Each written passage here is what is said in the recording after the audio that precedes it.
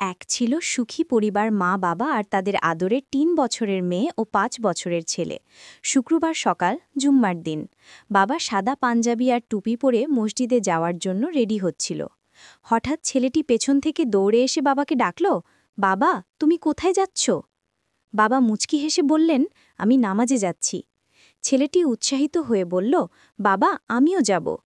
বাবা আদর করে হেসে বললেন, ঠিক আছে। তারপর দুজন একসাথে মসজিদের দিকে যেতে নিবে। তখনই ছোট মেয়ে এসে বলল, মা, আমিও বাবার ভাইয়ের সাথে মসজিদে যাব।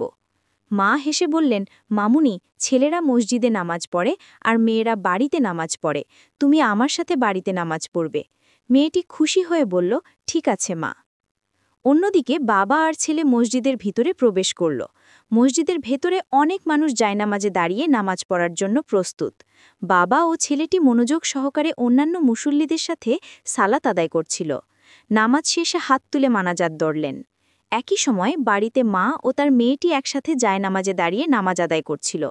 নামাজ শেষে মা ও মেয়ে হাত তুলে মুনাজাত ধরল, একের অপরের দিকে তাকিয়ে হাসছিল। তাদের মুখে এক